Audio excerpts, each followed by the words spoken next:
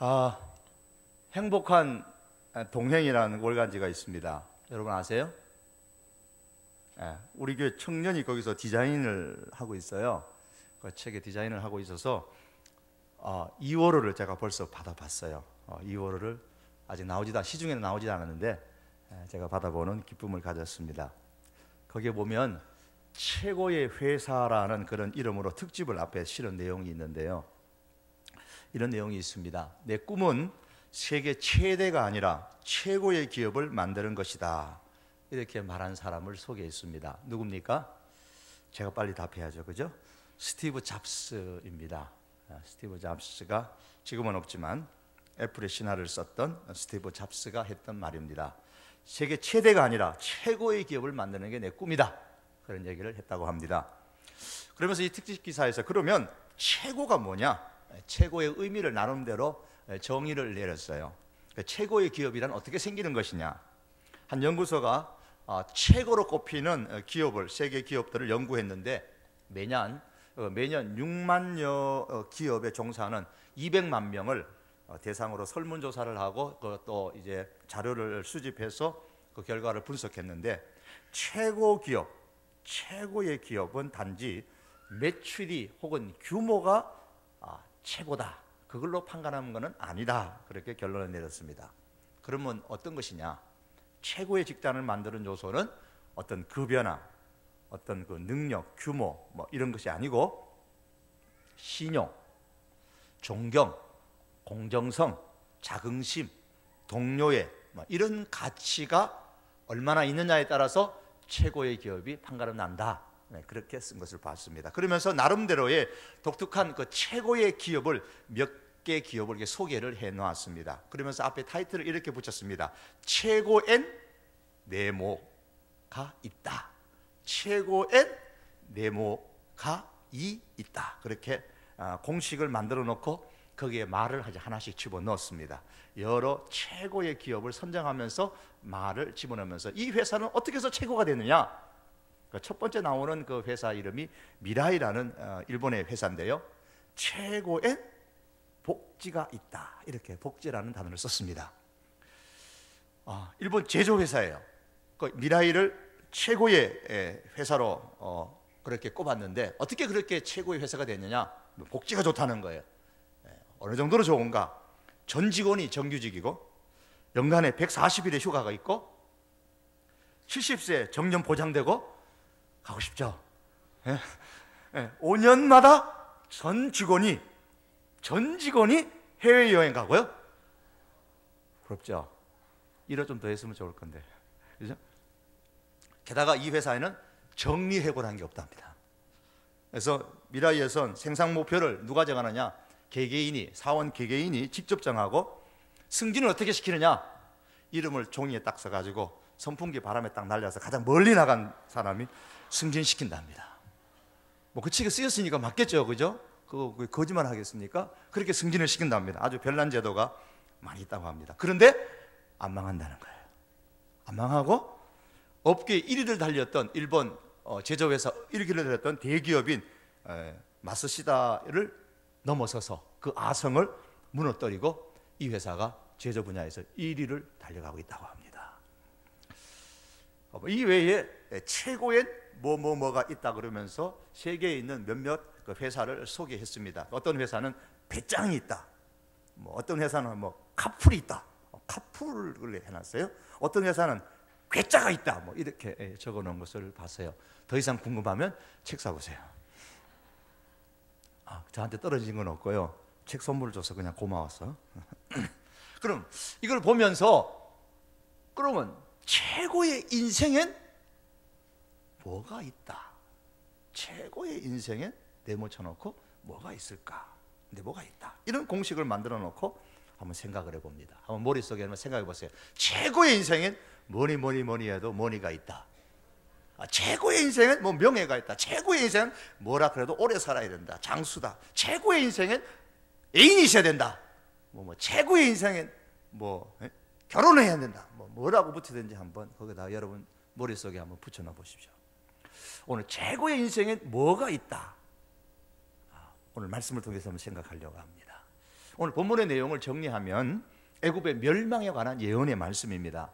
이 에스겔서 말씀의 앞에서부터 지금 몇 장 앞 뒤로까지 7번에 걸쳐서 지금 애굽의 멸망에 관한 말씀이 예언되어져 있는데, 그 중에서 오늘 것은 세 번째 애굽의 멸망에 관한 말씀입니다. 여호와의 날에 애굽을 멸망시킬 것이다. 4절에 보면 그렇고, 애굽과 동맹한 나라 구스, 붓, 룻 이런 나라들도 멸망시킬 것이고, 애굽을 붙들어 주는 자도 멸망시킬 것이고, 애굽의 멍에를 꺾을 것이다. 그럼 어떤 방법으로 멸망시키느냐? 바벨론을 들어서, 바벨론을 느부갓네살 왕을 사용해서 멸망시킬 것이다. 24절 25절에 보시면 바벨론 왕의 팔을 견고하게 만들어 가지고 내 칼을 그 손에 하나님께서 넘겨 주셔 가지고 바벨론 바로, 애굽의 바로 왕, 바로라는 것은 왕이에요. 이름이 아니고 왕이라는 말입니다. 우리말로 하면 왕의 팔을 꺾을 것이다. 그렇게 말씀하셨습니다. 그럼 애굽이 뭘 잘못했길래, 도대체 애굽이 뭘 잘못했길래? 이게 중요한 겁니다. 두 가지를 말씀드리려고 하는데, 하나는 거짓된 희망을 불어넣었어요. 특히 이 유대 백성들에게 거짓된 희망을 불어넣었습니다. 유다 백성들이 어떻게 애굽이 주는 이 거짓된 희망에 쉽게 빠지게 되었느냐? 이 애굽은 유다 백성들이 생각하기에 너무너무 매력적인 나라입니다. 참 매력적인 나라예요. 역사를 한번 거슬러 올라가 보면 하나님께서 가나안 땅에 아브라함을 보내셨는데, 아브라함이 가나안 땅에 왔는데 얼마 안 있어서 흉년이 들었어요. 그런데 애굽은 보니까 풍년이에요. 그래서 아브라함이 왜 이러지? 그래서 가나안 땅을 버려버리고 애굽 땅에 갔습니다. 그러니까는 음식이 풍족하고 모든 게 풍족합니다. 아브라함이 애굽의 매력을 못 뿌리치고 이 애굽으로 내려갔습니다. 아브라함과 조카 롯이 이제 너무 살림이 이제 풍성하게 되었어요. 우리 따로 살자. 그래서 헤어지는데 너 먼저 택해라. 그래서 롯이 아마 보니까 소돔 땅을 택했습니다. 왜 소돔 땅을 택했느냐? 성경에 보니까 그 이유가 롯이 보기에 소돔 땅이 에돔 같았다 그랬어요. 에돔 같았어. 머릿속에 에돔은 참 풍성한 땅이에요. 에돔 같아서 그 땅을 택한 거예요. 아브라함의 아내, 하나님의 약속의 아내인데 이 사라가 오랜 세월 동안 아기를 못 가졌습니다. 그런데 그에 반해서 사라의 그 애굽의 여종이 하나 있었습니다. 하갈이라고. 그런데 사라하고 아브라함하고 합의해가지고 이 하갈을 아브라함한테 줬더니 그만 아기를 덜렁 낳아버렸네. 그 아브라함이 품에 아기를 안겨줬습니다. 애굽 여인이 애도 잘 낳았어요. 자, 광야 시대에 광야 이스라엘 백성들이 말이에요, 광야를 지나가면서 오직 만나 이게 뭐냐? 만나다 이게 뭐냐? 만나다. 오직 만나만 먹고 그렇게 살았는데 하도 달라고 하니까 하나님께서 어느 정도 매출하기를 일시적으로 잠시 주었지만 계속 만나만 먹었습니다. 그러다 보니까 이 광야 백성들이 늘 생각한 게 뭐냐면, 그 애굽에는 고기도 있고 애굽에는 생선도 있고 외도 있고 수박도 있고 부추도 있고 파도 있고 마늘도 있고 고생을 했지만 먹을 건 많았다. 그러면서 애굽에 대한 미련을, 그 매력을 떨쳐보지를 못했습니다.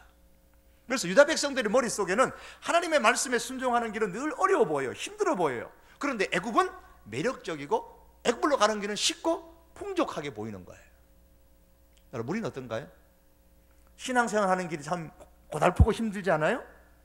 교회 오는 길은 늘 지루해 보이지 않아요? 어려워 보이지 않아요? 그러나 세상으로 나가는 길은 참 매력적이고 세상으로 가는 길은 쉽고 풍족하고 재밌게 보이죠. 명동으로 갈까, 회원동으로 갈까, 회원역에 내릴까, 명동역에 내릴까. 명동역에 한 정거장만 더 가면은 재밌는 것들이 많은데 회원역에 내리는 건 뭔가 좀 찝찝하고 뭐 무거운 것 같고. 유다 나라가 풍전등화와 같던 위기의 순간에도 그 생각에는 변함이 없었어요. 하나님께서 유다 백성들에게 유다가 위기 가운데 있었을 때 애굽을 의지하지 말라고 하셨어요. 그러나 유다 백성들이 보기에는 과거의 향수로 보나 현실적으로 보나 애굽을 의지하는 것이 훨씬 좋을 것 같았어요. 말씀은 그렇지만, 하나님은 그렇게 말씀하셨지만 내 경험으로 생각해 보니까 애굽이 낫다. 그게 유다 백성들의 마음입니다. 애굽을 의지하면 훨씬 잘 될 것 같았어요. 문제가 해결될 것 같았고, 실제로 애굽에는 말과 이 병력이 말이에요, 군사적인 힘이 굉장했습니다. 예를 들면 역대하 12장에 보면 3절에 보면 애굽의 왕 바로 시삭 바로 때는 르호보암과 전쟁하는데 전차가 1200대, 기병대 6만, 애국과 동맹하는 셀 수 없는 많은 병력이 있다, 그렇게 기록을 하고 있습니다. 그러니 지금 나라가 위태로운데 이럴 때 애굽하고 손잡아가지고 애굽이 우리를 도와주면 얼마나 좋으냔 말이에요. 자, 그런 찰나에 애굽이 유다 백성들한테, 왕한테 하는 말이 그거예요. 너희들 나하고 함께하면 문제가, 위기가 다 물러갈 것이고 바벨론은 쫓겨날 거다, 그런 희망을 주는 거예요. 반면에 하나님께서는 예레미야를 통해서 뭐라고 말씀하냐면 애굽을 의지하지 말아라, 애굽은 바벨론에 망할 거다, 너는 너희 백성들도 바벨론에 항복해라, 이런 말이에요. 우리가 그 시대에 유다 사람이라면 과연 누구의 말에 관심을 가질 것이고 따르겠냐 말입니다. 애굽에 대한 향수가 있어요. 지금 전력적으로 봐도 이 달콤한 말을, 희망을 주는 말을 지금 하고 있는데 애굽은 이렇게 매력적입니다. 당장 손에 잡히는 것을 줄 수 있는 것 같아요. 그래서 끊어버리기가 너무너무 힘듭니다. 무시하기가 너무 어려워요. 힘들어요. 반면에 하나님의 말씀은 너무 담조롭고 당장 손에 잡히는 뭔가를 주지 않는 것 같아요. 그래서 무시하는 것이 별로 어렵지 않았어요. 애굽의 말을 듣고 유다는 애굽을 의지했습니다. 과연 그러면 유다는 바벨론의 침략을 받았을 때 유다는 과연 도움을 받았는가? 애굽의 도움을 받았는가? 성경에 보면 못 받았어요. 그들의 희망이 거짓된 희망이었습니다. 애굽은 대단한 매력이 있었지만은, 그러나 그 매력은 아주 위험한 매력이었습니다. 왜? 거짓된 희망을 주었기 때문입니다. 너희들 나와 동맹을 맺자, 나를 의지하라, 그러면 바벨론이 물러갈 것이고 우리가 너희를 도와줄 거다, 그렇게 희망을 줘놓고 안 도와줬어요. 안 도와줬어요. 성경에 보면 사단은 우리에게 굉장한 희망을 던집니다. 대단해 보입니다. 대단히 매력적이에요.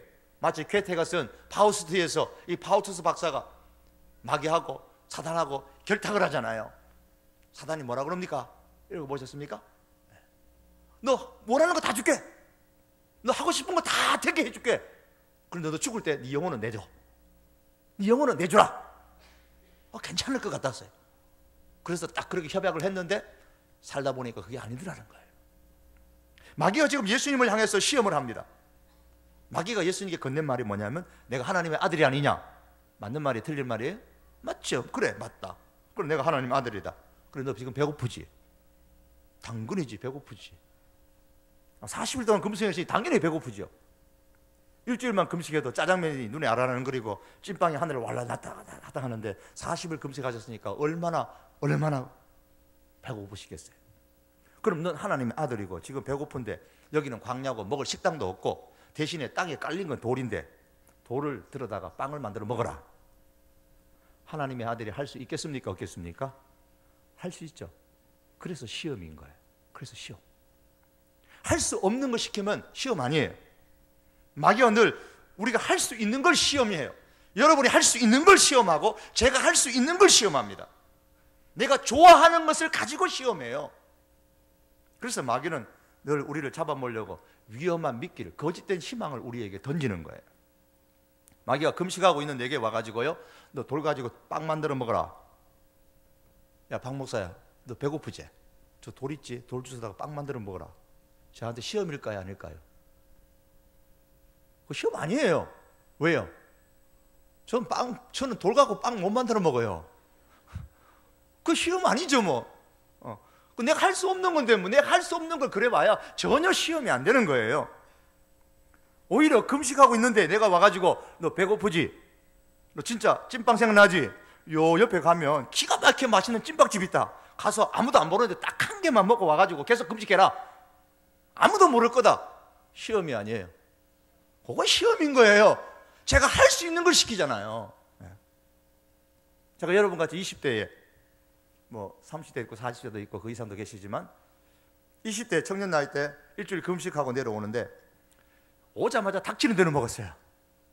금식하고 나서 죽 먹어야 한다고 하는데 그때 저는 그런 교육을 받은 적도 없고 배가 고프니까 금식하면서 그냥 찐빵에 날라 왔다 갔다 하니까 있는 거 사 먹고 짜장면 왔다 갔다 하니까 짜장면 사 먹고 생각나는 거 다 사 먹었어요.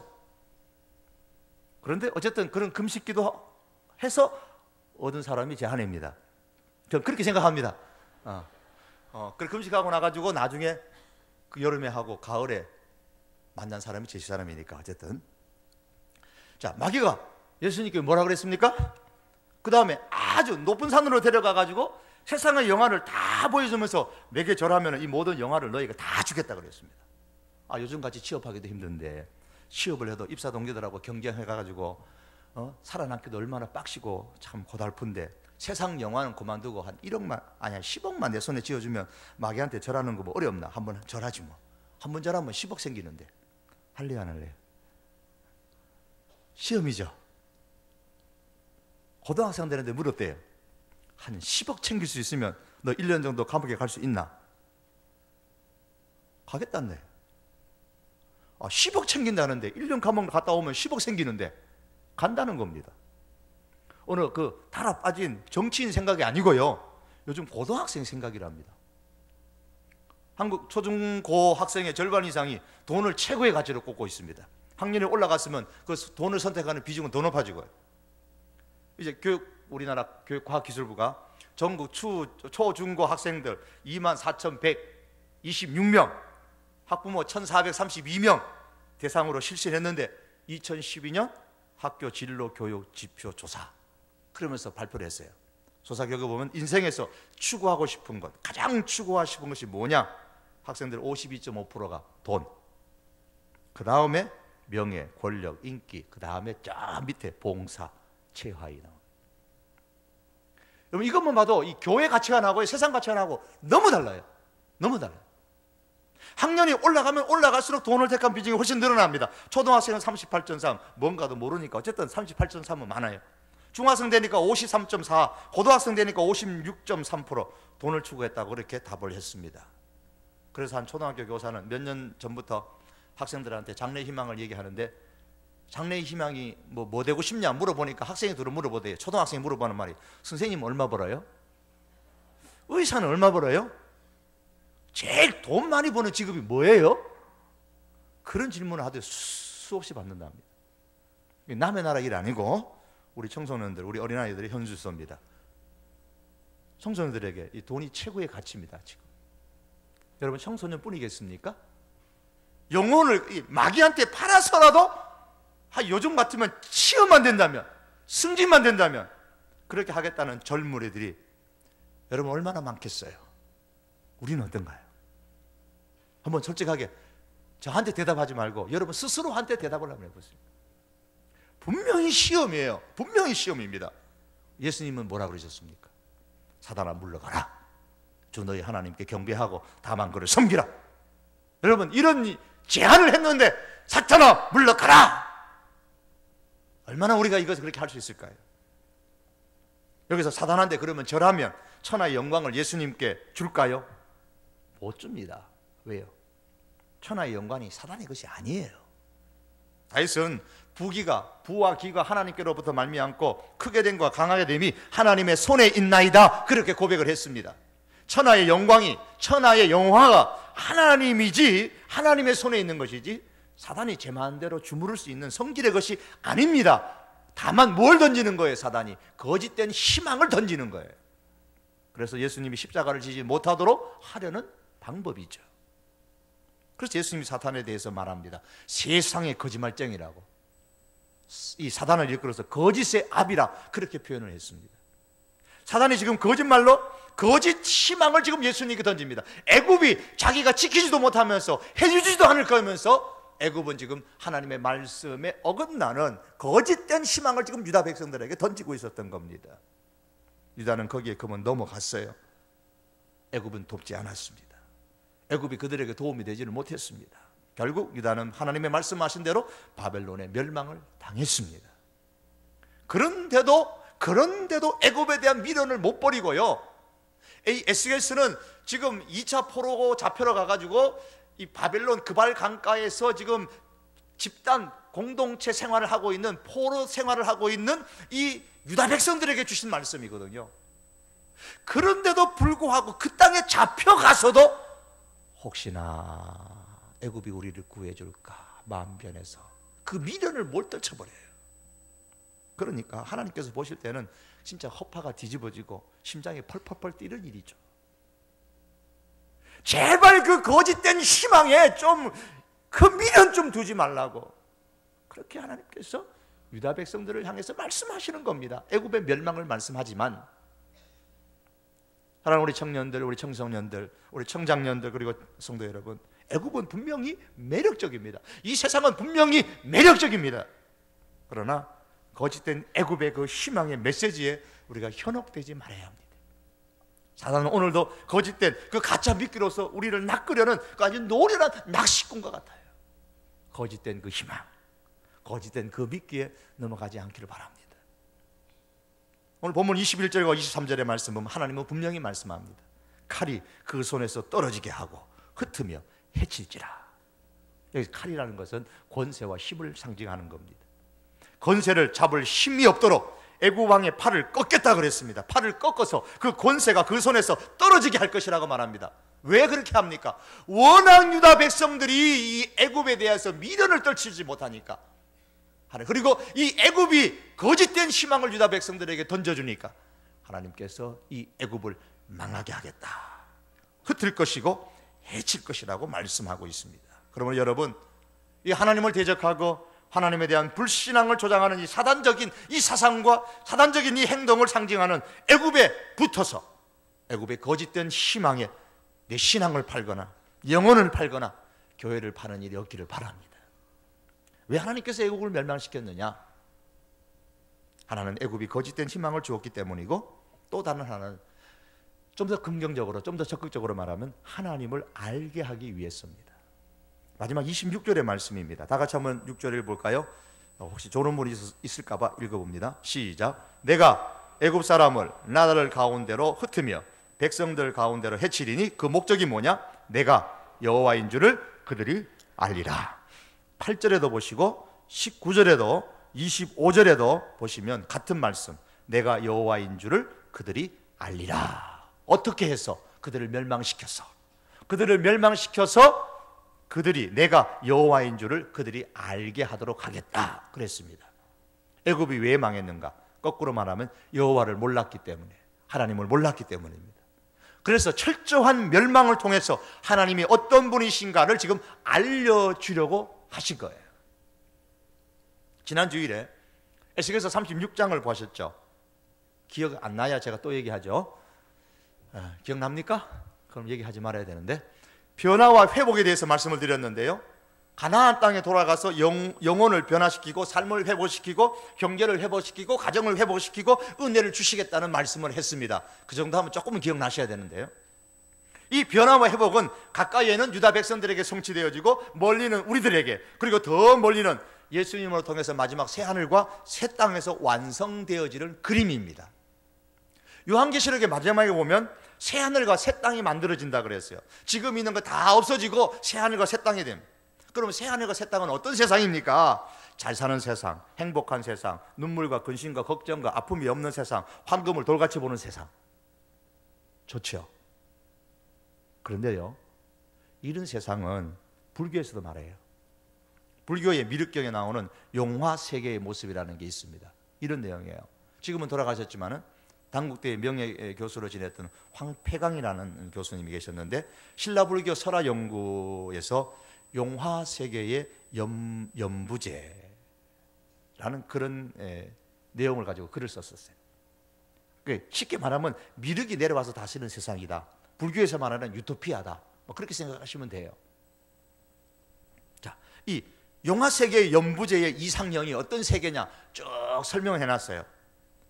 이런 내용입니다. 그때에 이 연부제의 국토는 평탄하고 쭉 고르며 거울처럼 말끔하고 깨끗하며 곡식이 풍족하고 인민이 백성이 번성하고 온갖 보배가 보석이 흔하고 모든 부락이 잇따라서 닭의 소리가 들리느니라. 그때에는 좋지 못한 과일나무는 다 말라 없어지고 냄새나고 더러운 물건도 다 소멸되며 달고 향기로운 과일나무가 땅에 나타나느니라. 그때에는 좀 중약해서 그때에는 이 세상의 인민이 다 고루 잘 살아서 차별이 없으며 대소변을 하려 하면 땅이 저절로 쫙 열리고 일 마친 뒤에는 다시 합치느니라. 이렇게 되는 쭉쭉 그 밑에 쭉 내려갑니다. 여러분, 종교는 다르지만 사람들이 원하는 이상적인 세계의 모습이 별 차이 없죠? 그렇잖아요? 성경 읽어보세요. 요한계시록 21장, 22장 읽어보세요. 거기 나오는 새하늘과 새 땅에서 벌쳐질 그 세상하고 지금 영화세계의 이 연부제에서 말하고 있는 이상형의 그 세계하고 뭐가 달라요? 그만큼 사람들이 바라고 있는 게 동서고금을 막론하고 비슷하다는 겁니다. 여러분 이런 세상 원하잖아요. 이런 삶을 원하시잖아요. 그럼 에스겔서에서 말씀하는 유토피아나 요한계시록에서 말씀하는 새하늘과 새 땅을 기대하는 것이나 불교에서 말하는 그 영화 세계에 거기서 바라는 것이나 뭐가 달라요? 뭐가 다른지를 모르니까 뭐 기독교나 불교나 그게 그거고 다 마찬가지 아니냐, 결국은 미래에 잘 살자는 거 아니냐, 천국이니 극락이니 하지만 결국에는 다 같은 것 아니냐, 그렇게 말합니다.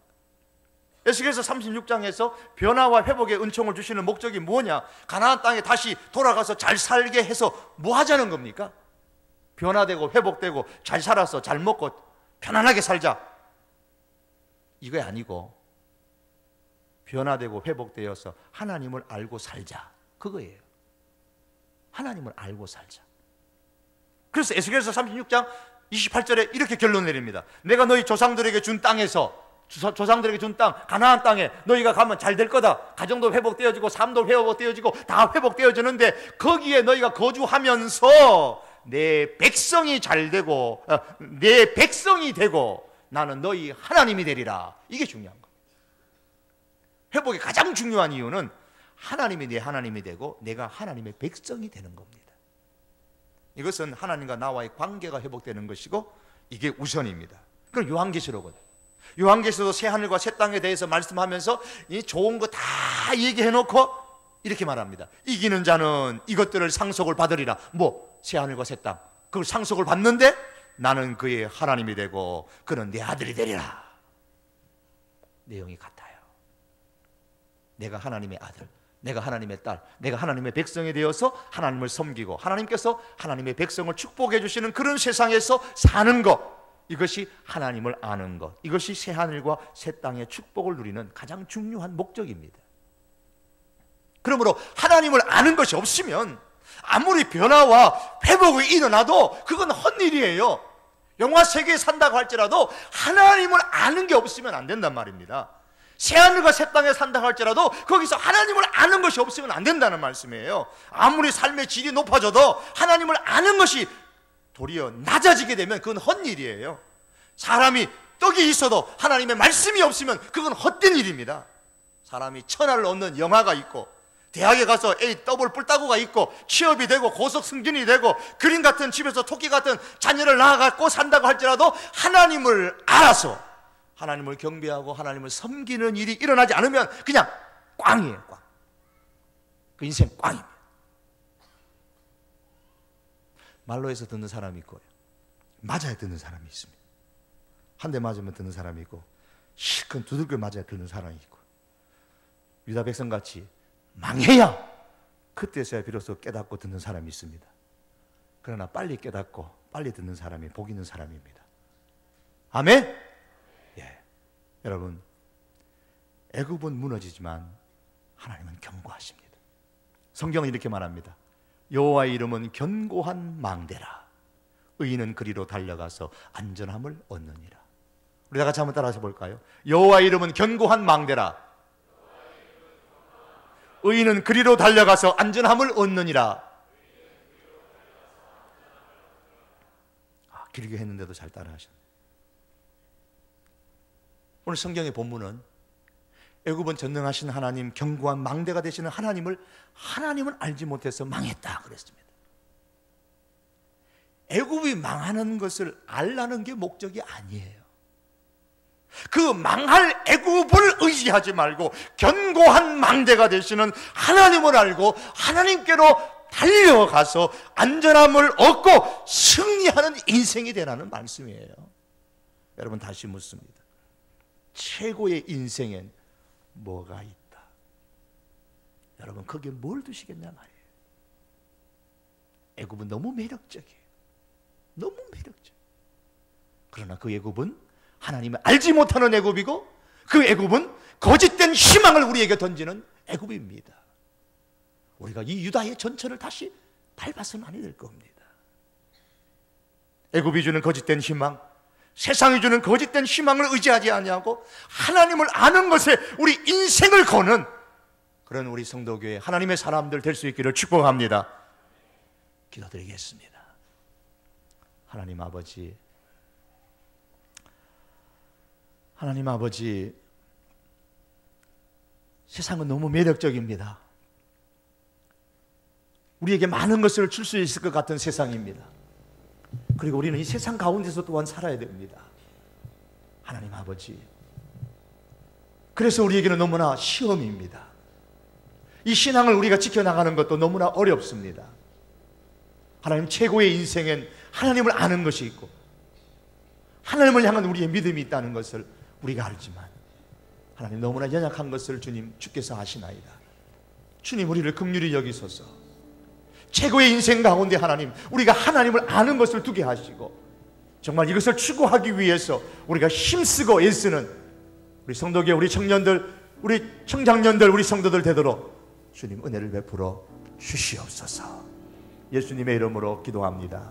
아멘. 우리 다 같이 한번 기도하시겠습니다.